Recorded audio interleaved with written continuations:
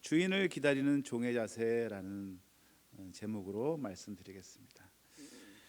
요즘 천국이나 또 예수님의 재림에 대해서 사람들에게 얘기하면 좀 어색해하거나 분위기가 좀 싸하게 느껴지는 경우가 많은 것 같습니다.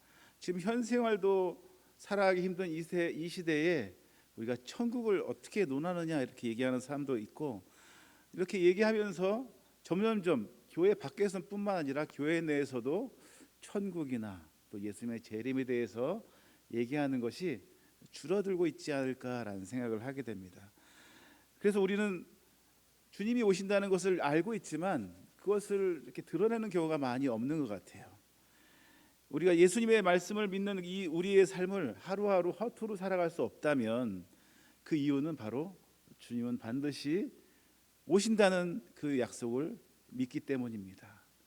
우리가 마음대로 살아가지 않는 것은 예수님이 분명히 다시 오셔서 우리에게 우리의 행한 모든 것을 다시 한번 되돌아보는 시간을 갖게 될 것이기 때문에 우리는 주님의 재림의 그때를 기억하며 살아가는 것은 굉장히 중요합니다.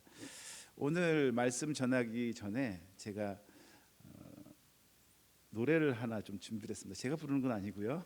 영상으로 한번 보게 될 텐데, 이 노래는 혹시 가수가 천국에 대해서 노래를 한다면 어떤 기분일까요, 여러분? 혹시 여러분 아시는지 모르겠지만 악동 뮤지션이라는 팀이 있습니다. 부모님은 몽골 선교사님이시고 집에서 홈스쿨링 하면서 공부를 하다가 2019년도에 가수가 되는 서바이벌 거의 게임에서 나와서 가수가 되었어요. 그래서 악동 뮤지션이라는 팀을 만들었는데, 그 오빠가 이찬혁이라는 청년이고 해병대까지 나오고, 동생은 이수연이라는 여동생이 같이 노래를 부르는데, 오늘 제가 보여드릴 노래는 장래 희망입니다. 장래가 그 우리가 미래를 얘기하는 것이 아니라 장례식 할 때 그 장래 희망이라고 하는 제목인데, 이건 2022년도에 발표된 노래인데 2024년도에 인디락 밴드 페스티벌이라는 거기서 노래를 불렀어요. 2024년도에. 이게 갑자기 사람들에게 좀 이목이 집중됐습니다. 또 작년에 12월에 청룡 영화제에서 그 가수로 불렀는데, 이 노래의 후렴구가 퍼포먼스로 나왔습니다. 오늘은 제가 너무 길기 때문에 1절만 함께 한번 보도록 하겠습니다. 많은 얼굴 다 모였네 여기에, 한 공간에 다 있는 게 신기해. 모르는 사람이 계속 오는데 누군지 기억이 안 나 미안해.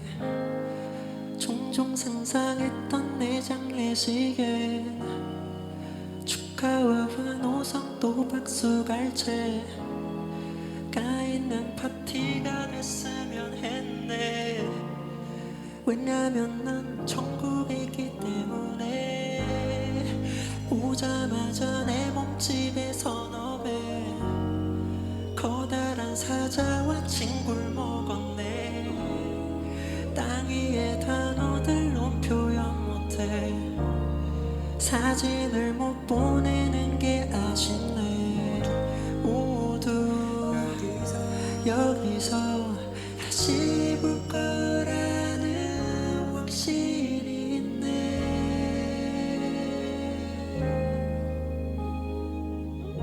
내 맘을 가져는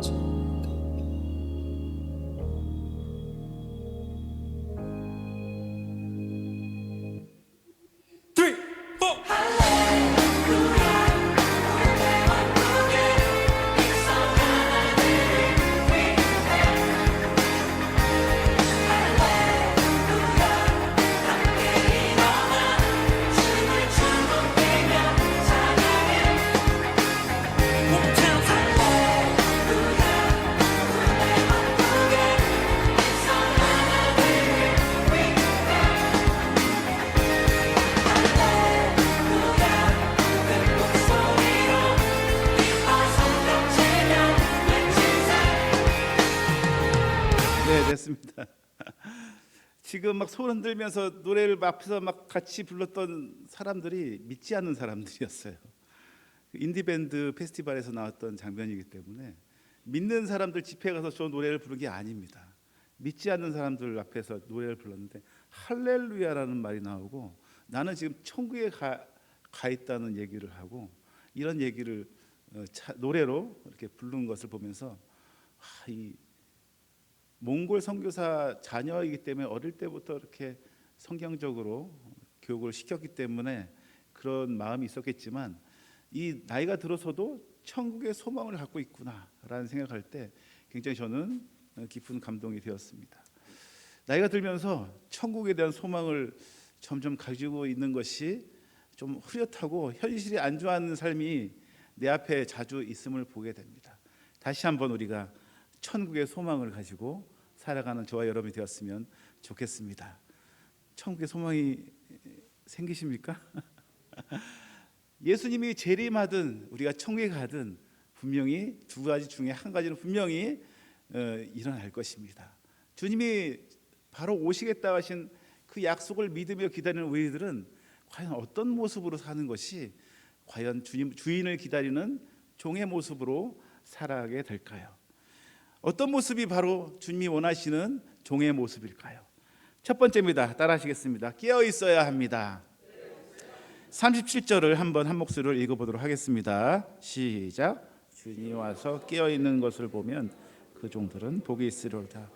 내가 진실로 너희에게 이르노니 주인이 띠를 띠고 그 종들을 자리에 앉히고 나와 수용드리리라. 여기 보면 종이 주인이 돌아올 때까지 깨어 있어야 한다고 말씀하고 있습니다.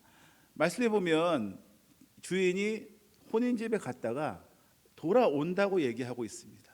근데 그 돌아오는 시간이 보통은 자정 정도 되는데 여기에 보면 2경 혹은 3경이라고 되어 있습니다. 이것은 뭐냐면 동트기 전에 5시간, 4시간 전에서 그 시간이라고 얘기하는데 지금으로 얘기하면 새벽, 아주 늦은 새벽, 이제 막 해가 뜨기 얼마 전까지 여러분 밤을 새본 적은 있으시죠? 그때 가장 피곤한 것이 언제입니까? 아침이 되기 바로 전이지 않습니까? 그때까지라도 눈을 뜨고 주인을 기다리는 그 종은 복이 있도다라고 얘기하고 있습니다.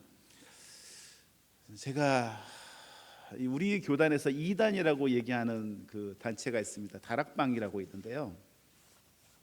갑자기 다락방 얘기를 해서 좀 그렇지만 이단이기 때문에 제 얘기를 합니다. 제가 이단 사람들에게 공격을 받지 않을지 모르겠지만 부산에서 시작한 것입니다. 그런데 제가 부산에서 23년 동안 사역을 했기 때문에 좀 친구가 거기 목사인 친구도 있습니다. 그런데 다락방이 처음 생길 때는 사람들에게 굉장히 좀 이단으로 얘기하보다는 좀 안 좋은 단체라고 이렇게 얘기하다가 나중에는 이단으로 정제가 됐습니다. 근데 이단이라고 얘기할 때에 가장 큰 이단이라고 한 것은 뭐냐면 좀 귀신론 지금 얘기하고 있지만 그 사람들은 죄를 지으면 귀신이 역사해서 그랬다 얘기합니다. 보통 우리가 그렇게 얘기할 수 있지 않습니까? 근데 그 모든 잘못이 귀신에 있기 때문에 사람은 그냥 미혹이 되었기 때문에 사람은 그냥 용서를 할 수 있고, 그러니까 자기가 자기 죄를 인정하고 하는 것보다는 마귀의 역사로 그렇게 되었다라고 얘기하기 때문에 문제점이 하나 생겼어요. 여기는 죄를 굉장히 많이 짓는다는 것입니다. 죄를 지어도 자기가 잘못한 게 아니에요.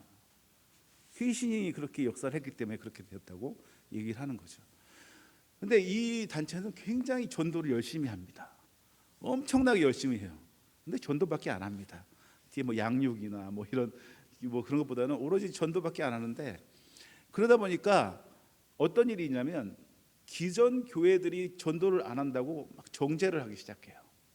이 다락방이. 그래서 초기에 이 얼마나 기존 교회들은 이제 썩었고 목회자들도 썩었고 교인들도 교인 같지 않고 전도도 안 한다 뭐 이렇게 하면서 막 손가락질을 했어요. 손가락질을 했는데 그 사람들이 어떻게 보면 제가 궁금해서 친구하고 좀 얘기를 해봤습니다. 뭐가 잘못됐는지. 근데 그때는 제가 이제 귀신론에 대해서는 얘기를 잘 안 해봤고, 자 보니까 삼위일체도 믿어요. 삼위일체도 믿고 예수님이 오셨고 예수님을 부정하지도 않아요. 예수님을 인정해요. 예수님 때문에 내가 죄의 사함을 받았다는 것도 인정하고, 모든 것 너무나 기존 교회랑 똑같기 때문에 저는 이건 좀 이단이라고 하긴 좀 그렇지 않나라고 생각했지만, 나중에 제가 기승론이 좀 다르다는 것을 제가 느끼게 되었는데, 그러다 보니까 사람들이 처음에는 이 다락방이 이단이라고 얘기 안 하다가 나중에 점점 이상하게 돼가지고 이단으로 전개가 되는데, 그 중에 많은 사람들이 얘기하기를 다락방이 이단이 된 이유는 기존 교회를 욕했기 때문에 괘씸죄로 이단이 됐다라고 사람들이 많이 얘기를 하더라고요. 근데 나중에 이 다락방이 기존 교단의 조그만 교단과 합체가 되면서 기존 교단으로 들어오게 됩니다. 이 말은 뭐냐면 더 이상 그 기존 교단에 들어왔기 때문에 이단이라고 얘기하지 못하는 경우가 생겨버리고 말았어요. 한기총에서 다락방은 이단이 아니다라고 선언해버렸습니다. 근데 한기총은 예전은 커다란 단체였지만 지금은 그렇게 크지 않고 조그만 단체라고 해서 우리 기독교를 대표하거나 그렇게 하기보다는 제가 좀 대표한다는 생각은 좀 하지 않고 있는데, 한기총에서 인정을 해버렸어요. 한기총 다락방은 이단이 아니다라고. 근데 작년 10월 달에 PD수첩에 이 다락방에 대해서 PD수첩에서 취재를 하기 시작했습니다. 여러분 보신 적 있나요? 보신 적 있어요? 근데 이분이 거기 제가 잠깐 봤는데 류광 이렇게 목사님이신데, 그분이 총재가 다른 사람은 그림을 모으지만 자신은 시계를 모은다고 얘기를 하는 장면이 나와요. 근데 그 시계가 얼마짜리냐면 1억 3천, 1억 5천, 갖고 있는 시계를 다 하면 한 8억. 저는 이 보통 교회의 그 목사님이 그렇게 살아가는 것은 정말 옳은 것인가라는, 그것부터가 제가 좀 이상하다라고 생각했죠. 그 다음에 이제 귀신론에 잘못돼서 사람들이 문제가 생긴 것을 취재하는 것을 나왔는데, 근데 제가 왜 이 얘기를 드리냐면, 이 류광수라는 이분이 지금 이단이다라고 다시 얘기를 하지만 초창기에 이런 모습을 가졌을까요? 처음 부산에서 시작했을 때 이런 모습이 아니었습니다. 처음에는 정말 신실하게 하나님을 사랑하고 예수님을 사랑하고 예수님을 위해서 자기 모든 것을 드리고 열심을 다했던 그런 사람이었습니다. 그런데 시간이 지남에 따라서 자기 청지기의 모습을, 제가 하나님의 종이라는 사실을 잊어버리고 그 본분을 잊기 시작하면서 하지 말아야 될 것들도 하기 시작하고, 그 다음에 주님이 없는 것처럼 행동을 하고 그렇게 살게 되었습니다. 여러분, 제가 왜 이 얘기를 드리냐면 오늘 말씀에도 굉장히 연결되기 때문에 드리는 말씀입니다. 기존 교회를 보고 썩었다고 얘기하는 그 사람이 지금 자신은 더 엄청나게 나쁜 일을 하고 있는 것을 보면서, 저 사람은 왜 초기에 처음에 가졌던 하나님의 그 대한 열정과 사랑을 잊어먹고 저런 행동을 할까라고 생각을 했습니다. 저는 예전에는 삼위일체도 똑같고 예수님을 부정하지도 않고 해서 저는 제 친구에게 다락방은 이단의 요소보다는 그냥 그 심재로 기존 교단에서 이단으로 정죄받았다라는 얘기를 했었는데, 지금 제 생각은 완전히 바뀌었습니다. 왜냐하면 그 사람이 열매를 보면, 그 사람의 모습을 보면 그 사람이 어떤 사람이냐라는 것을 드러나기 때문에, 그 사람의 열매를 봤을 때는 제가 정통 교단이라고 인정할 수가 없는 모습입니다. 그렇다면 우리가 종으로 부르신 우리가 주인을 어떤 모습으로 기다려야 된다고 성경에 써 있는지 한번 살펴보도록 하겠습니다. 35절과 36절을 한번 읽어보도록 하겠습니다. 시작. 허리에 띠를 띠고 등불을 켜고 서 있으라. 너희는 마치 그 주인이 혼인집에 돌아와 문을 두드리면 곧 열어주려고 기다리는 사람과 같이 되라. 여기서 허리에 띠를 띠고 등불을 켜고 서 있으라. 여기 띠를 띠다, 서 있어야 된다. 이것은 명령문인데 어떤 명령문이냐면 한 번을 딱 했으면 끝날 때까지 하고 있어야 된다는 것을 의미하고 있습니다. 이 말은 뭐냐면 예전에 내가 한번 열심히 했지, 한번 열심히 했기 때문에 지금은 좀 띠를 좀 느슨하게 풀고 등불도 그냥 뭐 있는 둥 없는 둥 그렇게 지내고 이렇게 하면 되겠지라는 생각을 가지면 안 된다는 얘기를 하고 있습니다. 주인이 올 때 그때까지 이 허리에 띠를 띠는 것을 마치 군인이 5분 대기조처럼 끝까지 철저하게 무장을 하고 등불을 켜고 주인을 기다려야 된다는 것을 의미하고 있습니다. 제가 보기에는 그 다락방의 총재는 이 허리에 띠고 있는 것을 더 이상 띠를 띠지 않고 횃불을 준비하지 않은 종처럼 여겨집니다. 여러분은 어떻습니까? 예전에 내가 얼마나 뜨겁게 예수님을 사랑했는데, 내가 얼마나 뜨겁게 주님을 위해서 모든 것을 다 하겠다고 생각했는데, 지금은 좀 현실을 맞춰 살아야지, 뭐 현실이 이러니까 이렇게 살아야지, 이렇게 혹시 이런 생각을 하고 있지 않습니까? 오늘 특별히 제가 주제넘게도 우리 아주 신앙이 높으신 우리 장로님을 위한 헌신 예배에 이 말씀을 드리는 이유는 우리 믿음의 선배이신 우리 장로님께서도 예전도 그렇지만 지금도 제가 보기엔 너무나 훌륭하신 믿음의 모습들을 보이고 있는 것에 대해서 너무 감사함을 느끼고 있습니다. 그런데 제가 염려스러운 것은 지금부터도 더 중요하다고 말씀드리고 싶습니다. 지금도 다시 허리에 끈을 조이고 횃불에 불을 켜서 주님을 기다리는 그 믿음의 본을 보이는 우리 장로님들이 지금까지도 보이셨지만 계속해서 끝까지 보이시도록 제가 축원드립니다. 그렇게 했으면 좋겠습니다. 우리가 한 번만 그렇게 해서는 안 되고 주님이 오실 그때까지 견고한 모습으로 나가야 되겠습니다. 그렇다면 그럴 때 주인께서는 어떻게 종들을 대해 주실까? 37절을 다시 한번 읽어보도록 하겠습니다. 시작. 주인이 와서 깨어있는 것을 보면 그 종들은 복이 있으리로다. 내가 진실로 너에게 이르노니 주인이 띠를 띠고 그 종들을 자리에 앉히고 나와 수종드리라. 너무나 놀라운 말입니다. 우리가 주님을 위해서 열심을 다해서 기다리며 수고하며 있을 때에, 주님이 오시는 그때에 주님이 우리를 위해서 띠를 띠고 마치 하인이 주인에게 대하듯이 허리에 띠를 띠우고 그리고 그 높은 상석에 앉히고 그리고 수종을 들겠다라고 말씀하시는 것입니다. 우리가 주님을 위해서 열심히 하는 것은 그냥 아무런 보상 없이 하는 것이 아닙니다. 주님께서 오시면 우리를 그렇게 대해 주신다는 것입니다.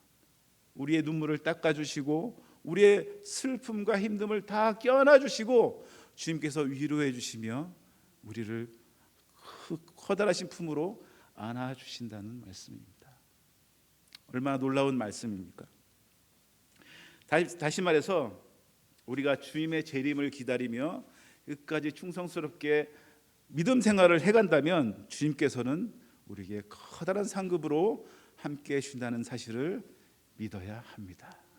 그것을 믿지 않으면 얼마나 우리는 너무나 어떻게 보면 세상 사람들이 보면 불쌍한 사람이잖아요.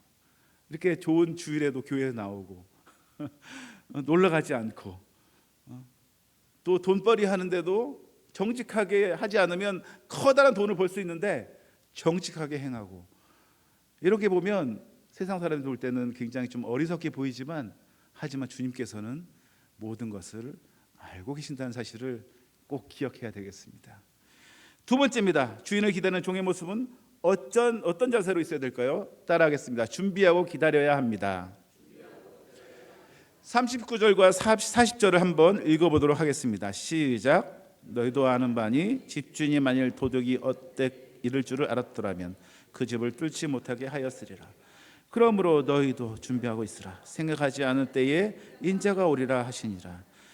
이때는 이스라엘 사람들 집에서는 진흙으로 벽돌을 만들어서 집을 지었습니다.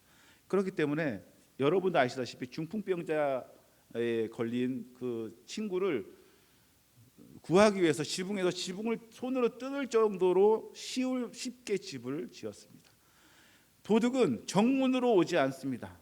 옆에 있는 벽을, 지금은 뭐 시멘트이기 때문에, 콘크리트이기 때문에 벽을 뚫을 수는 굉장히 어렵지만 이스라엘 사람들의 살던 그때에는 벽을 쉽게 뚫을 수 있었습니다. 이 말은 무엇입니까? 우리가 어느 정만 지켜보고 내 할 일을 다 했다 이렇게 생각하지 않아야 된다는 것입니다. 우리가 깨어서 준비하고 있어야 되는데 주님이 뭐같이 오신다고요? 도둑같이 오신다고 했어요. 너무 비거 좀 안 좋은 말 아닙니까? 어떻게 예수님이 도둑같이 오신다는 말을 할 수가 있습니까? 라고 말씀하고 있는데, 이것은 예수님이 그 상황적인 모습으로 우리가 생각하지 못한 때에 오신다는 말씀을 비유적으로 하고 있는 것입니다. 우리가 도둑이 만약에 매달 며칠 몇 시에 너희 집에 도둑질을 하러 가겠다 이렇게 얘기를 하고 알게 된다면 우리는 어떻게 하고 있을까요? 그래, 그 시간에 와봐라. 내가 너를 태건으로 지어줄 것이다 이렇게 하면서 준비를 하고 있겠죠. 예수님은 다시 오실 그때에 아무도 모를 때, 정말 우리가 정신 차리고 있지 않으면, 마음의 준비를 단단히 하고 있지 않으면 우리가 흐트러질 그때에 오실지 모릅니다. 한간에는 우스운 얘기로 예수님이 만약에 재림한다면 비 오는 수요일 예배 때 재림할 거야 라고 얘기하는 얘기가 있습니다. 수요 예배도 잘 안 가는데 비가 오면 수요 예배 더 많이 사람들이 가지 않기 때문에 예수님은 아마 비 오는 수요일 저녁에 재림할 것이다 라고 하는 우스운 얘기도 있습니다. 우리가 우리의 마음에 주님이 언제 오실지 모르지만 준비하고 있어야 된다는 것입니다. 예수님은 비겁하기 때문에 도둑처럼 온다는 말씀이 아닙니다. 베드로후서 3장 10절을 한번 읽어보도록 하겠습니다. 시작. 그러나 베드로후서 3장 10절 없나요? 한번 읽어보도록 하겠습니다. 시작. 그러나 주의 날이 도둑같이 오리니 그날에는 하늘이 큰 소리로 떠나가고 물질이 뜨거운 불에 풀어지고 땅과 그 중에 있는 모든 일이 드러나리라. 베드로후서에서는 기롱자나 미혹된 자들이 주장하는 것처럼 주님이 오시지 않는 것이 아니라 반드시 오실 것이라고 얘기하고 있습니다. 기롱자는 무엇입니까? 비웃는 것입니다.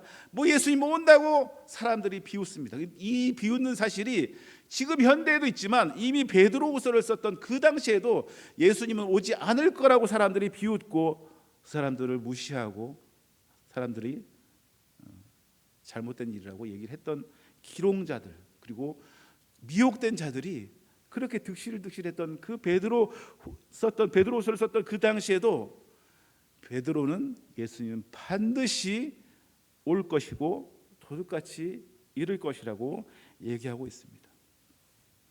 예고 없이 찾아오시는 예수님, 그렇기 때문에 우리는 준비해야 됩니다. 데살로니가서 전 사람들은 너무 급작스러운 주님의 재림을 믿었기 때문에 먹지도 않고 일하지도 않는 일이 벌어졌습니다.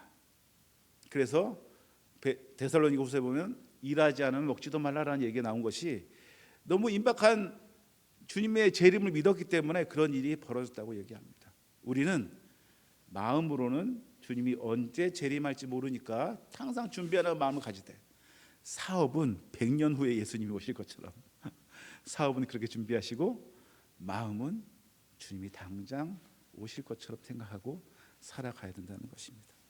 그렇게 할 때에 주님께서는 우리를 충성스럽게 우리를 사랑하시고 함께 하실 것입니다. 세 번째입니다. 함께 읽어보도록 하겠습니다. 우리는 어떻게 주님의 재림을 기다려야 될까요? 세 번째입니다. 시작. 충성스럽게 청지기처럼 살아야 합니다. 네, 청지기로 살아야 됩니다. 41절을 한번 읽어보도록 하겠습니다. 시작. 베드로가 어쩌되 주께서 이 비유를 우리에게 하심이니까 모든 사람에게 하십니까? 갑자기 갑툭튀처럼 갑자기 베드로가 예수님이 설교하는 중간에 딱 묻습니다. 예수님, 지금 하시는 말씀이 우리 제자들에게 하는 말씀인가요? 아니면 제자 말고 그냥 설교를 들으러 온 사람들에게 하신 말씀입니까? 라고 질문을 갑자기 던집니다. 그런데 우리는 이런 경우가 너무 많아요. 오늘 목사님께서 설교하셨는데 이것이 내 말씀이 아니고 그 집사님한테 딱 들어맞는 말씀이야. 그 장로님에게 또 필요한 말씀이야. 이렇게 하면서 얘기를 합니다. 베드로가 주님이 얘기하시면 주님, 이것은 바로 베드로 나한테 하시는 말씀이군요 라고 생각하면 될 텐데, 베드로가 이 말씀은 저 무리들에게 주신 말씀입니까? 아니면 이 제자들에게 주신 말씀입니까? 라고 질문을 한다는 것입니다. 베드로의 이 착각도 지금 현재에도 일어나고 있습니다. 주님이 모든 사람을 주인을 기다리는 종처럼 기다려야 된다고 하는데, 이것은 이거는 직분자들한테 하는 얘기야. 이것은 장로님들한테 필요한 얘기야. 이거는 권사님들한테 필요한 얘기지 나는 아니야 라고 생각할 수가 있다는 것입니다. 하지만 예수님은 이상하게도 대답을 안 해주고 비유로 청직에 대해서 얘기를 하시기 시작합니다. 45절 46절을 한번 읽어보도록 하겠습니다. 시작. 만일 그 종이 마음에 생각하기를 주인이 더디 오리라 하여 남녀 종들을 때리며 먹고 마시고 취하게 되면 생각하지 않는 날 알지 못하는 시각에 그 종의 주인이 이르러 엄히 때리고 신실하지 아니한 자의 받는 벌에 처하리니. 예수님이 반드시 오시는데 주님을 위해서 열심을 다해서 주님을 기다렸던 종들은 허리에 띠를 띠고 수종을 들고 하지만 주님을 오실지를 알지 못하고 마음대로 사는 그 청지기는 주님께서 엄히 대하겠다고 말씀을 하고 계십니다. 그런데 재밌게도 청지기는 이 말씀에 의하면 어디에 집중을 하고 있냐면 사람을 대하는 태도에 집중을 하고 있습니다.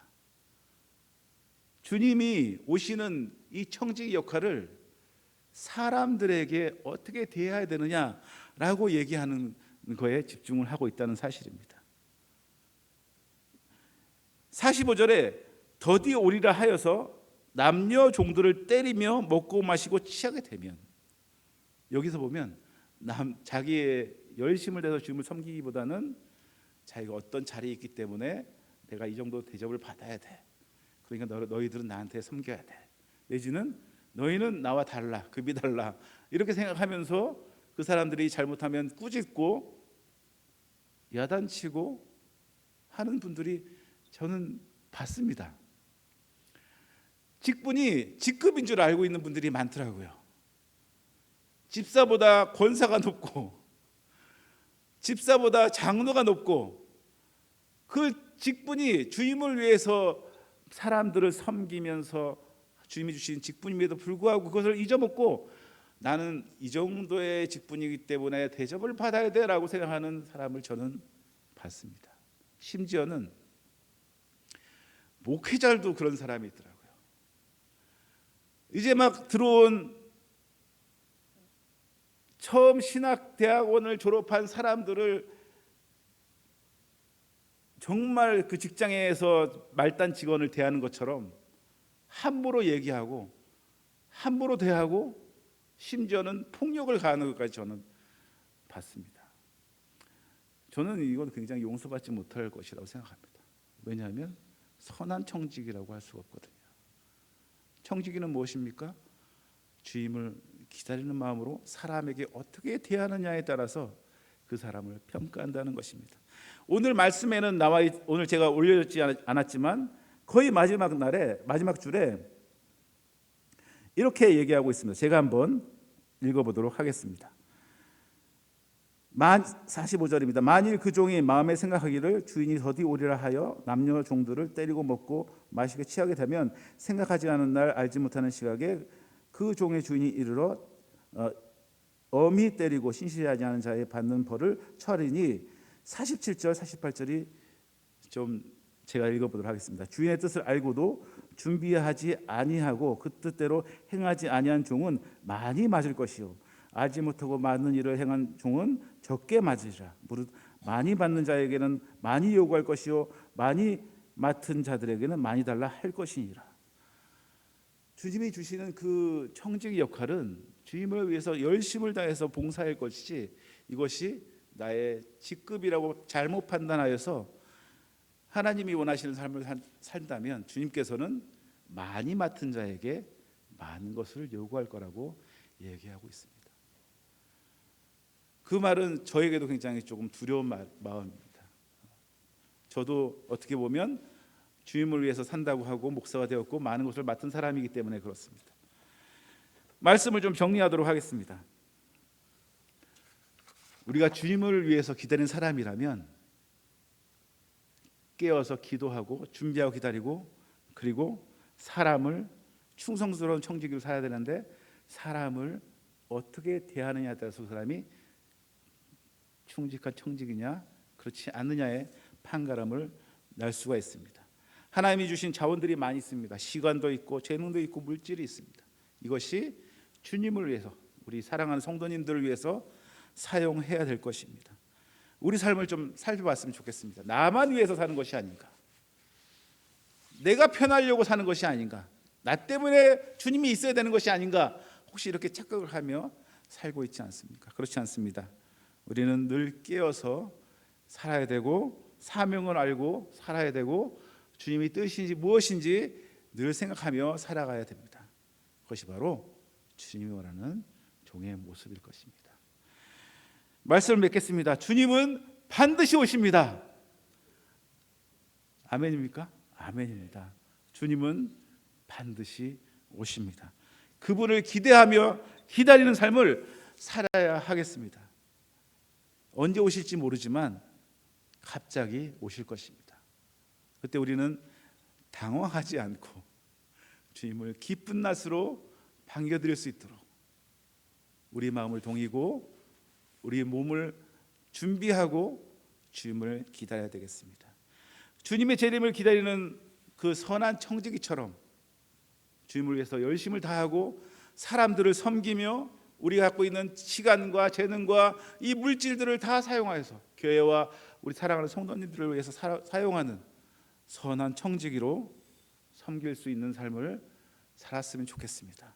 이것이 오늘 지금까지 오랫동안 믿음 생활했던 장로님뿐만 아니라 여기 계신 모든 분들에게 동일하게 이 말씀이 여러분이 것이 되었으면 좋겠습니다. 함께 따라 하시겠습니다. 주인을 기다리는 종의 자세, 깨어 있어야 합니다. 준비하고 기다려야 합니다. 충성스러운 청지기로 살아야 합니다.